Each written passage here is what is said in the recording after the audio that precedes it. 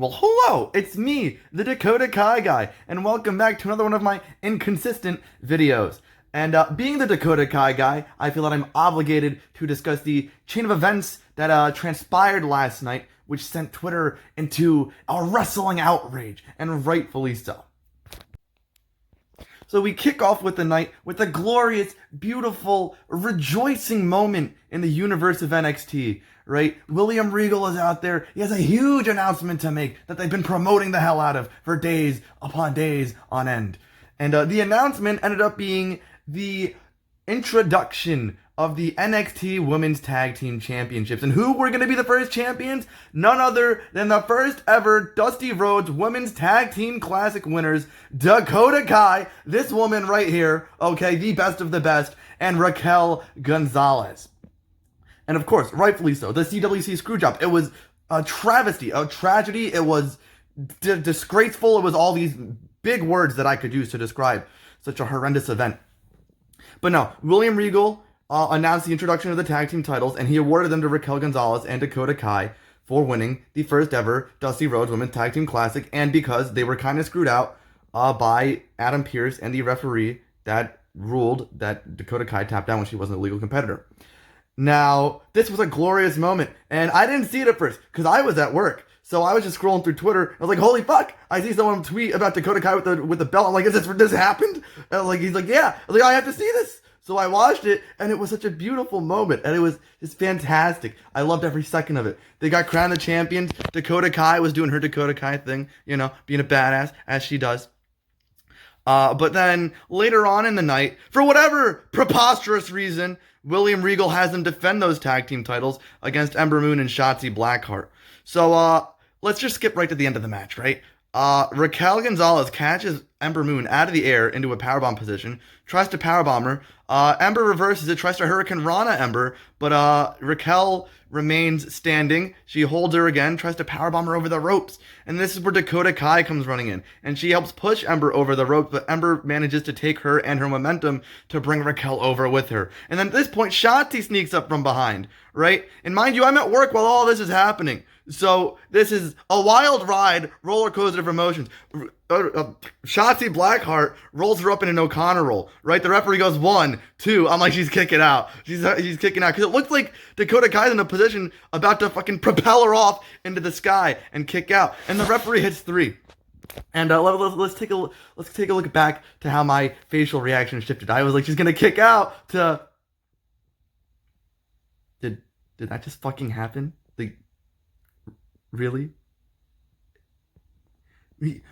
Shotzi Blackheart and Ember Moon are your new NXT Tag Team Champions. Why? Who knows why? I don't know why. Actually, I do know why. That's why this video is being made, because we're going to cover that. But first, let's take a look at some of the IWC's reactions to this injustice to the women's tag team division.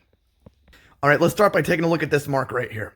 Never watching NXT again. Shit is stupid. I'm buying a subscription to the network just to cancel it. It is outrageous, blasphemous, preposterous, ludicrous, unjust, despicable, repulsive. This is just downright horrendous. I quit.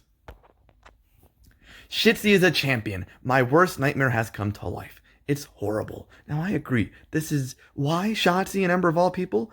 Who knows? I didn't make these decisions. If I was going to make this decision, if anyone should have dethroned them, it should have been Candice and Indy. Really, it should have been no one but Candice and Indy. Overbooking ruins happiness. These are facts stated by the people of the internet wrestling community.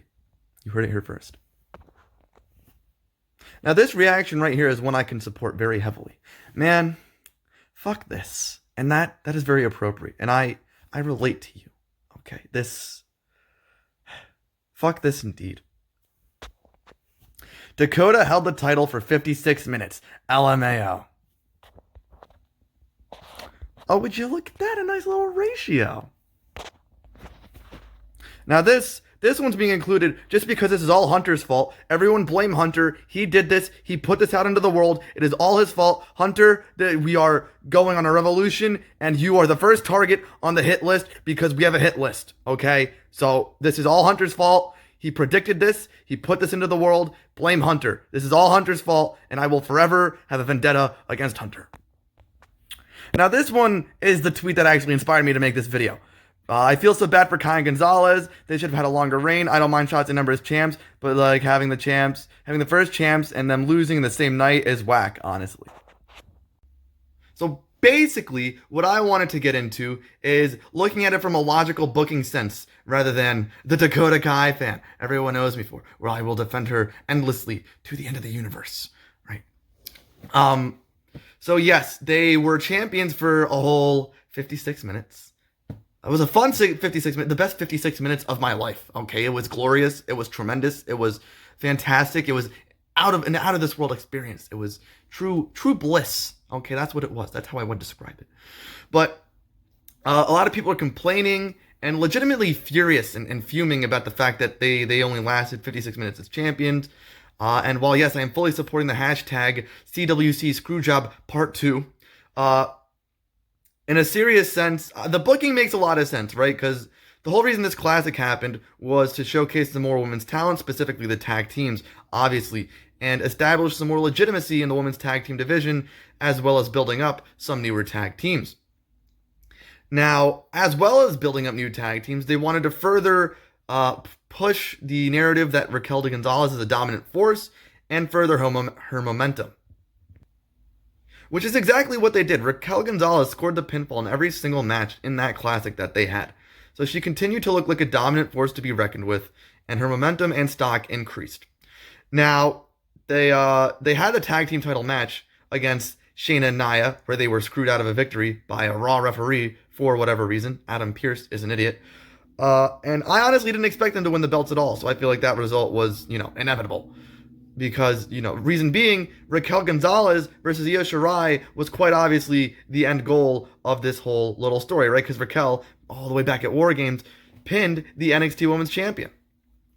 So I feel like a lot of this made sense, right? They introduced the NXT Women's Championships, so they used that screw job, essentially, to introduce the NXT Women's Tag Team Championships, so NXT could have its own special little thing, so they wouldn't have to rely on main roster, because, there's a difference in the way things are booked and handled between those two brands.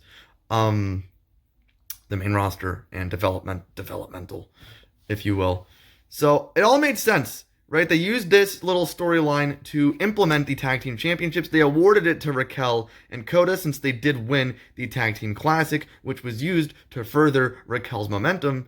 And then they had them lose it in a fluke manner. It was kind of a fluke, right? It was a flimsy roll-up that cost Dakota the titles.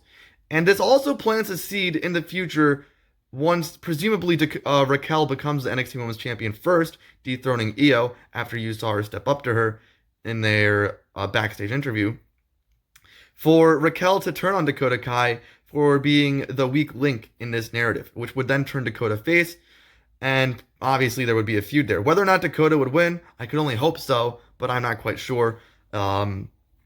But, it all made sense. You think of it like that. It was used, this was specifically used for Raquel Gonzalez, right? It helped build up some other teams. You got to see some other teams showcase their abilities. Casey Catanzaro and Kayden Kross, they got some time. Zoe Stark, she had a match against Io Shirai even after the Classic. That's how impressive she was. And then, you have them win the tag team titles, so you have them have the screw job so they can introduce the tag titles, and then you have them lose the tag titles the same day they win it, but in a flimsy manner, so Raquel is still protected, and we still have the tag titles introduced. So I feel like in a booking sense, it made a lot of sense. Now, as a Dakota Kai fan, I am immensely disappointed and infuriated that Dakota Kai is not still a champion. She should be the NXT Women's Tag Team. She should be all of the champions in the world. Okay, but looking at it from an unbiased perspective, I think the booking makes 100% logical sense. And there's no reason to be mad about it. It's all a story. It's going to play out. You got to look at the bigger picture. It's all for the storyline. Raquel Gonzalez is going to dethrone Io Shirai, right? Io Shirai has been a dominant champion, and Raquel Gonzalez is the one obstacle she will not be able to conquer. Oh my God, I can't speak.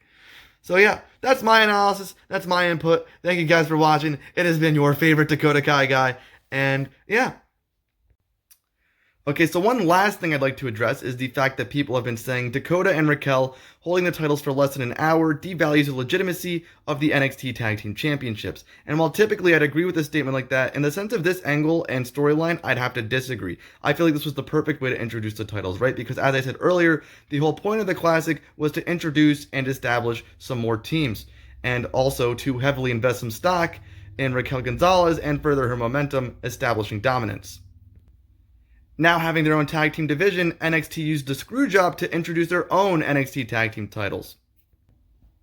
And being that Raquel and Dakota won the Classic, they were the first tag team champions. But being that the end goal was always Raquel versus Io, in order to not use the titles as just a prop in their feud for the main title, they dropped it to the next tag team, who will presumably be long reigning champions, to establish some legitimacy in those titles. So that's why I think it didn't devalue anything at all, because I feel like it was a perfect way they could have handled it.